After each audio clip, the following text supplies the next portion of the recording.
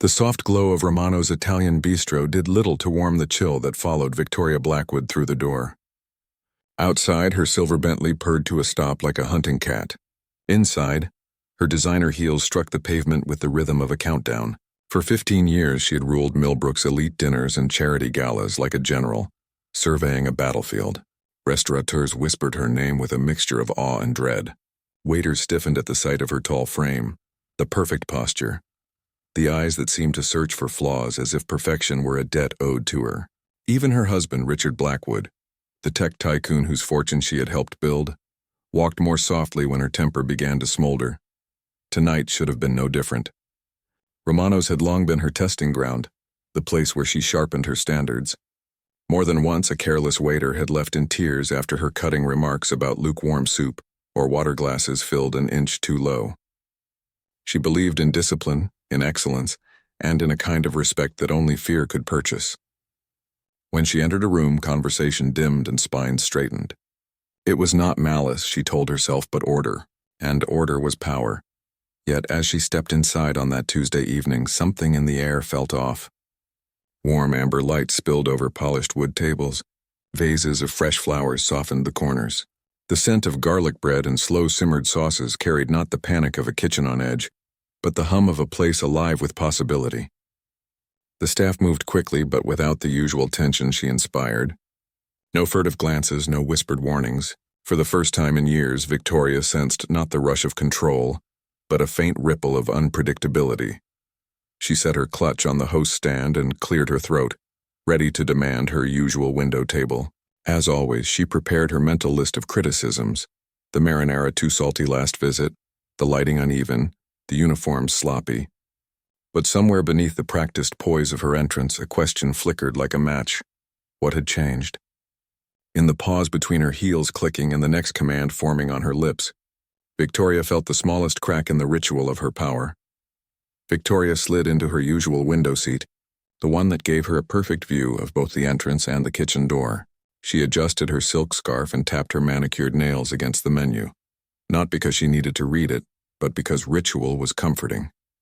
The maître d' approached, bowing his head slightly. "Good evening, Mrs. Blackwood.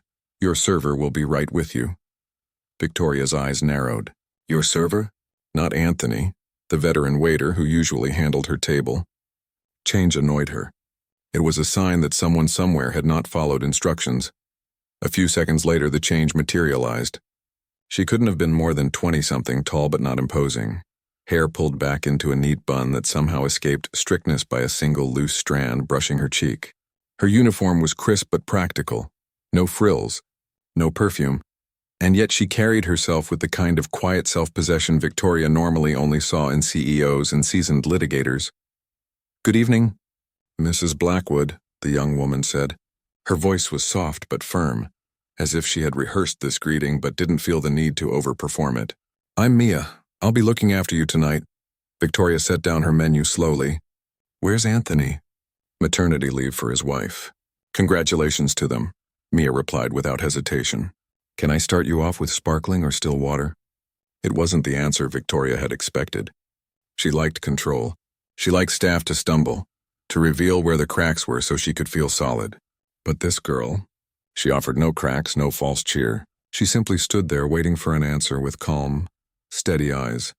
"Sparkling," Victoria said at last. "With lemon?" "Thin slices." "Of course." Mia gave a small nod and left. No rushing, no nervous glance over her shoulder. She simply moved with the quiet efficiency of someone who knew exactly where she was going. Victoria watched her weave through tables. She wasn't deferential, but she wasn't careless either. She smiled at an elderly couple, steadied a tray for a busboy, and still returned to Victoria's table in under a minute. Water chilled, lemon sliced as requested. It was unsettling. "You're new here," Victoria said when Mia poured. "How long have you been in hospitality?" "Since I was 12, Mia answered with a faint smile. "Family business. I've done a bit of everything. Cleaning, cooking, serving. I like restaurants best. You see people's real selves at a table." Victoria raised an eyebrow at the comment. "Do you?" "Sometimes," Mia said simply. Then she placed the specials card on the table and stepped back. For a long moment, Victoria stared at her reflection in the wine glass. She was used to employees either shrinking or fawning. This young woman did neither. She didn't seem impressed by Victoria's name, yet she wasn't challenging her. It was as if Mia were seeing her without the layers of reputation, money, and power, a thought so foreign Victoria almost laughed. From the corner of her eye, she noticed the other staff moving with the same ease Mia radiated. There was less tension in the kitchen, fewer darting glances. It was as if one person's presence had shifted the entire energy of the restaurant. Victoria took a sip of her water and found herself oddly curious. Who is this girl? And why does it feel like she's holding up a mirror I didn't ask for? Outside the window, Millbrook's streets glittered with Friday night traffic. Inside, for the first time in years, Victoria felt a twinge of anticipation she couldn't name. The evening unfolded as if scripted, yet nothing felt the same. Courses arrived exactly on time, the wine perfectly chilled. Still, Victoria found herself distracted, not by imperfections, but by the person serving her. Mia moved like a calm current through the dining room, steady but attentive, unshaken even when other customers snapped at her. She anticipated Victoria's needs before they were spoken, refilling her glass just as she reached for it, bringing an extra napkin before the first one slipped from her lap. It was seamless, yet it wasn't obedience. It was competence wrapped in quiet dignity. When Mia returned with the appetizer, Victoria heard herself speak before she'd even decided on the words. "How's your evening going? You seem a bit far away tonight." Mia blinked, clearly surprised by the question, then smiled softly. "I beg your pardon?" Victoria tilted her head. Sometimes when people get that distant look, they're carrying something heavy. Mia set the plate down gently, meeting her eyes without flinching. "My grandmother always said the richest people often have the poorest hearts." The words landed between them like a pebble dropped into still water. Victoria felt her posture stiffen. "Your grandmother sounds like she had too much time for foolish sentiments." "Maybe." Mia's voice held no edge, only warmth. But she also had 8 children who adored her, 23 grandchildren who still gather every Sunday, and a husband who held her hand every day for 52 years until he passed. Mia's eyes held no challenge, just quiet certainty. She died surrounded by love, not accomplishments. The words hit like a physical blow. Victoria thought of her pristine mansion, with its professionally decorated rooms that no one really lived in. Richard worked 18-hour days, and when he came home, they discussed portfolios and social obligations. When had they last held hands? When had anyone genuinely asked about her feelings? "I don't need your pity," Victoria said sharply, but her voice lacked its usual venom. "It's not pity," Mia said softly. "It's recognition. I see someone who's forgotten that being powerful and being loved aren't mutually exclusive." She paused, studying Victoria's face with surprising perception. "But maybe someone convinced you they were a long time ago." The observation was so accurate it took Victoria's breath away. Her own mother had been cold, calculating, measuring love by social advancement and financial gain. Victoria had learned to equate vulnerability with weakness, kindness with manipulation. Mia continued quietly. "Real strength isn't making people fear you. It's being brave enough to let them love you." Victoria sat in stunned silence as Mia moved away to check on other customers. The young woman had just dismantled 15 years of carefully constructed defenses with the gentleness of someone who truly understood pain. She reached for her wine glass, but found her hand trembling. For a long time, she stared at her reflection in the dark liquid. Someone powerful, yes, but also profoundly alone. "Mrs. Blackwood?" The voice was softer than usual. Victoria looked up from her untouched dessert to see Mia standing at her table, hands clasped in front of her apron. For the first time all evening, the young woman seemed hesitant. "I'm sorry to bother you," Mia said, "but there's something I need to tell you." Victoria's back straightened instinctively. She had expected this moment, the break in the spell. Perhaps Mia had finally realized who she was and was about to demand a favor, an apology, a payoff. Everyone had an angle eventually. Instead, Mia slid into the chair opposite her, a breach of protocol that should have drawn a scathing rebuke. Yet the sight of her sitting there felt strangely natural. "I know who you are," Mia said quietly. "I've known since you walked in." Victoria's wall slammed back up. "Then you've been playing some kind of game?" "Oh, no game," Mia replied. Her tone stayed steady, calm. "Just trying to see the person behind the reputation." She hesitated, then added, "My cousin works at the Grandview Hotel. She told me about the night you made the housekeeping staff cry because the towels weren't folded to your specifications." Shame burned in Victoria's throat. She remembered that night. She had been furious about a deal gone wrong and had lashed out at innocent people just doing their jobs. Mia continued, her voice gentle. "She also told me something else. After everyone left that night, you came back. You found the head housekeeper in the break room and gave her a $1,000 tip. You told her it was for maintaining standards. But Maria, that's my cousin, said you looked like you wanted to say something else." Victoria's hands trembled slightly. She had wanted to apologize that night, but the words wouldn't come. She had been raised to believe apologies were weakness. "I did come back," she whispered. "But I couldn't. I don't know how to be human." Mia's eyes softened. "It's not easy when you've built armor so thick you've forgotten what skin feels like underneath." Victoria looked up, startled by the metaphor's accuracy. "How do you know these things? You're barely old enough to understand pain." "I'm 26, Mrs. Blackwood," Mia said, "but I've been working since I was 12 to help my family survive. I've cleaned houses for women who treated me like furniture, served food to men who thought my accent made me stupid, and smiled through humiliation more times than I can count." Her composure never wavered. "The difference is, I chose not to let that pain make me cruel."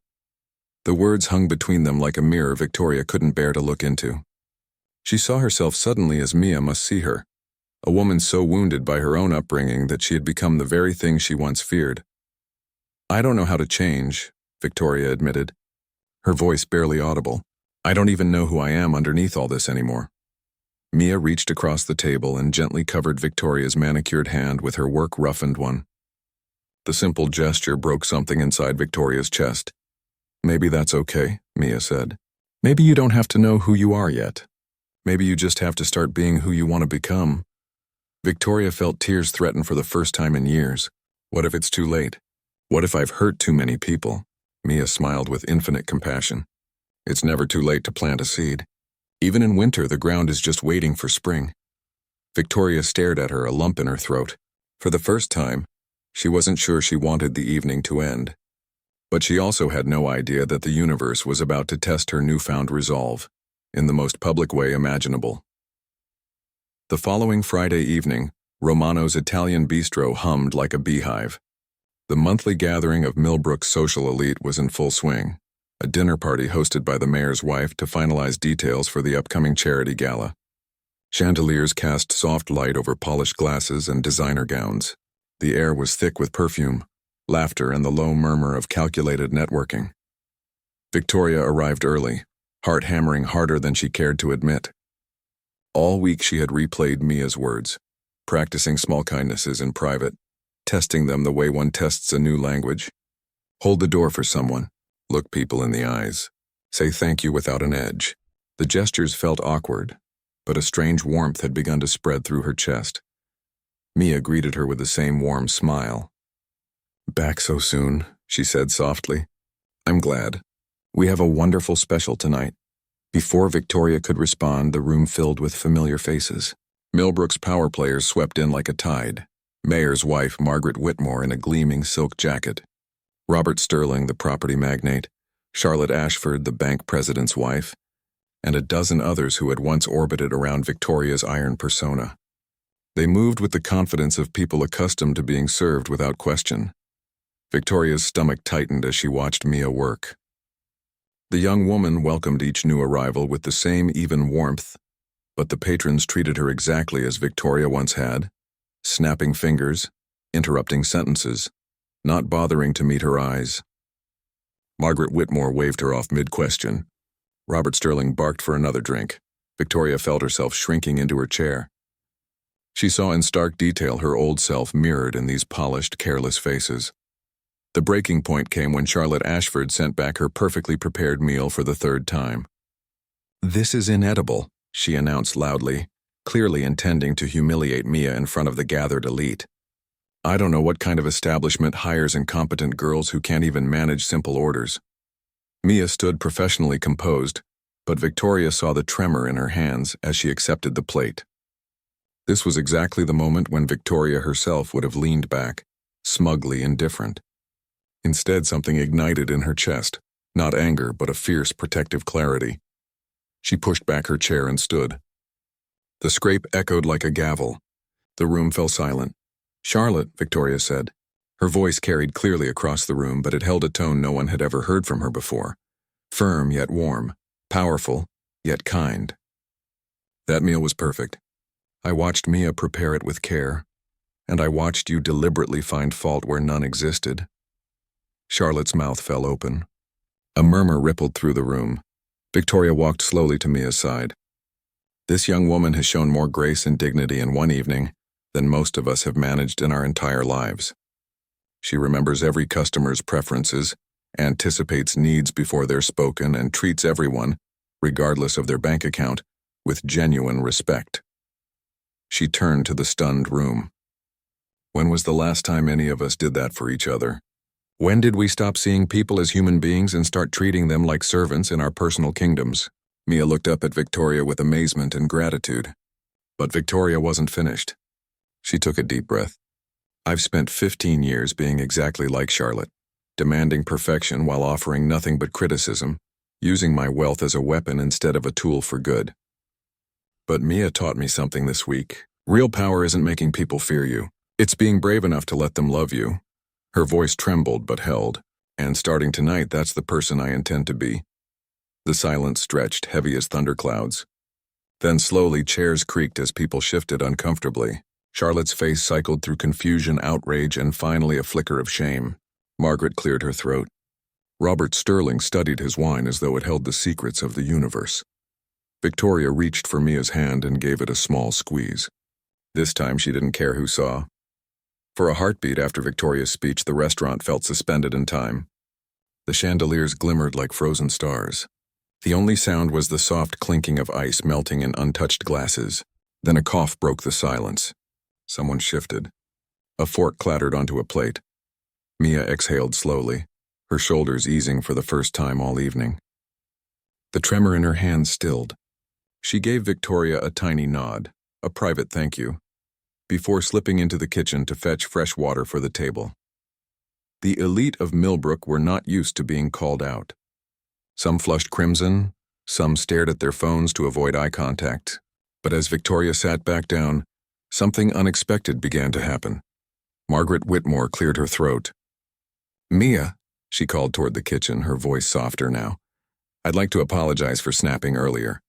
The appetizer was lovely." Robert Sterling raised his hand as though in court. "Make that 2 apologies. And another round of that espresso for my table, please, when you have a moment." Even Charlotte Ashford, still pale, murmured, "The meal was fine. I overreacted." Mia returned with a pitcher of water. Her expression remained professional, but a faint glow of relief flickered in her eyes. She poured quietly, nodding at each apology without triumph. Grace was her default language. Victoria sat straighter. For the first time in years, she felt lighter, as if a hidden weight had slipped from her shoulders. The old script, control, dominance, icy smiles, no longer fit. It was being rewritten right here in real time. She caught Mia's eye. "I'm hosting a scholarship luncheon next month," Victoria said loudly enough for the room to hear. "I'd like you to help me design the service and hire students from the community to assist. Paid positions, training included." A ripple ran through the tables. People whispered.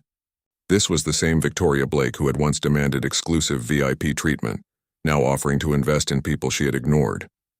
Mia blinked, startled. "That's generous, thank you." "Not generous," Victoria replied, smiling a little. "Just overdue." The evening carried on, but with a different tone. Laughter returned, less sharp, more human. Orders were placed politely. A few guests even asked Mia about her background, where she'd studied hospitality, what her career goals were. She answered simply, without bitterness, and kept moving with steady grace. When the last plates were cleared, Victoria slipped a handwritten note under Mia's check clipboard. It read, "You reminded me of the woman I wanted to be." "Thank you." She left a tip large enough to cover a month's rent. As she walked out into the crisp night air, Victoria felt Millbrook's glittering streets transform around her. The shop windows, the charity banners, the black sedans, they all looked the same, but she was seeing them with new eyes. Not as a stage for dominance, but as a network of lives. each fragile, each worthy of respect. In the weeks that followed, the ripple effect spread. The scholarship luncheon became a recurring program. Students from working-class families earned income and mentorship through Victoria's new initiative. Margaret Whitmore and Robert Sterling quietly copied the model for their own events. Even Charlotte Ashford was spotted volunteering at a community kitchen. People still whispered about that Friday night at Romano's, the night Victoria Blake stood up for a waitress and, in doing so, dismantled her own fear-built throne. Some framed it as a scandal, others as a spectacle, but for Victoria it was neither. It was the first honest evening of her adult life, and Mia, she stayed at Romano's for another 6 months, training younger servers and saving money. Then, with Victoria's recommendation, she won a scholarship to attend a top hospitality management program. On the day she left town, Victoria hugged her like an old friend. "Keep changing rooms," she whispered, "one person at a time." Under the same chandeliers where power once ruled, a different kind of story had taken root, one where kindness was no longer weakness, and where the strongest person in the room might be the one pouring the water. 6 months later, Romano's glowed even warmer than before. The once wary staff moved with unhurried confidence, greeting regulars by name and new guests with genuine smiles. The scholarship program Victoria had launched had taken on a life of its own.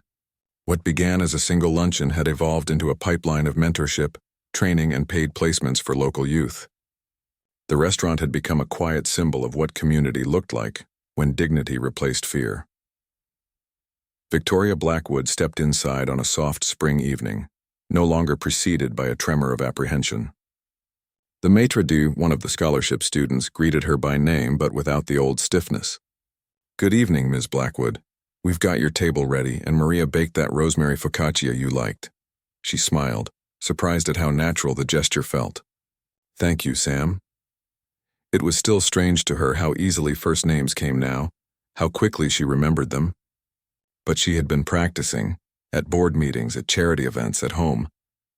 Richard joined her a moment later, his laptop closed for once. They ordered without fuss, discussing not mergers or deals but the community garden they were funding on the east side of town. He seemed lighter too, as though some invisible frost had melted between them. "Do you ever think about that night?" he asked quietly over the antipasto platter. "All the time," Victoria admitted. "I walked in ready to perform, to show power. Instead, she glanced around the room, seeing small signs of change. A teenager in a crisp apron learning how to take an order with confidence. Margaret Whitmore chatting with a busboy about his college plans.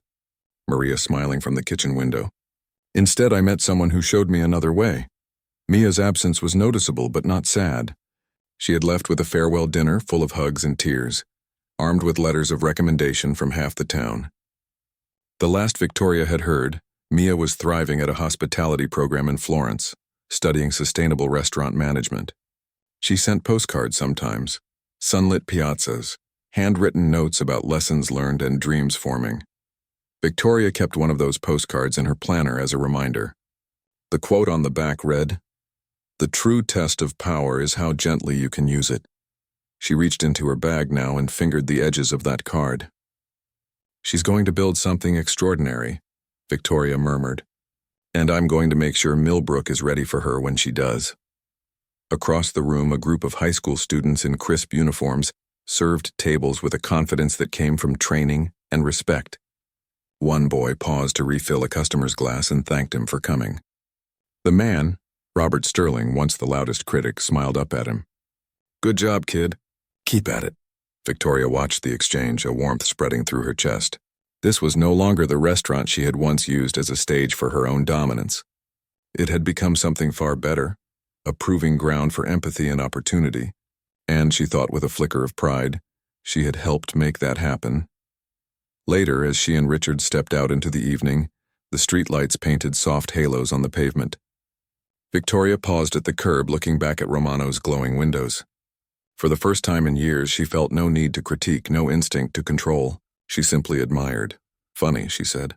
"I spent 15 years being the most feared woman in this town. Turns out all it took was one waitress to make me want to be the most trusted instead." Richard squeezed her hand. "You've always had that in you. You just needed someone to remind you." Victoria smiled, tucking the postcard back into her planner. Above them, the sky stretched wide and open, streaked with fading light. Change wasn't a single moment, she realized. It was a series of small choices, repeated until they became a life. And somewhere across the ocean, Mia was making her own choices, carrying the same quiet strength into new rooms, teaching others by example. Different continents, same lesson.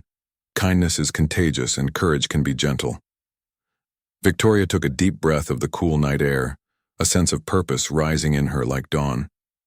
The story that had begun with fear was ending here, but only so another could begin. A year after that first meeting at Romano's, the town square filled with music and laughter. Food trucks lined the street. Students in crisp uniforms handed out samples of homemade bread, and banners fluttered above the crowd. Community Rising Scholarship Fair, founded by Victoria Blackwood and friends. On the small stage, Victoria stood at the microphone. Gone were the designer sunglasses and icy posture. She wore a simple tailored suit and no jewelry but a watch.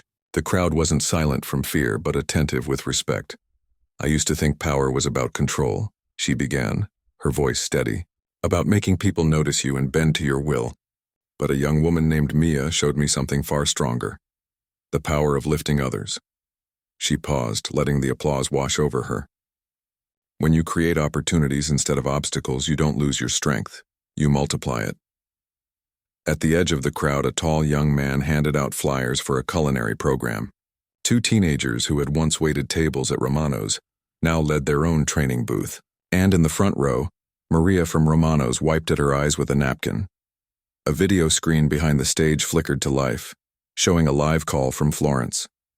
Mia appeared, waving a chef's coat over her apron. "Ciao, Millbrook," she said brightly. "Keep building what we started. One meal, one moment, one act of kindness at a time." The crowd cheered. Victoria smiled at the screen. "You see," she said to the audience, "change doesn't come from the top. It comes from whoever dares to be different in the moment it matters." As the fair continued, Victoria stepped down from the stage and moved among the booths, greeting people by name, listening to their plans, encouraging them. The old habit of scanning for flaws had been replaced by the new instinct of spotting potential. Above the square, the church bells rang, blending with the music and laughter. The camera of an unseen filmmaker might pan upward now, catching the swirl of colors, the hum of voices, the ripple of transformation moving outward like light on water. Because in Millbrook, and wherever Mia's journey would take her, the lesson was the same. Fear can command a room, but kindness can change it.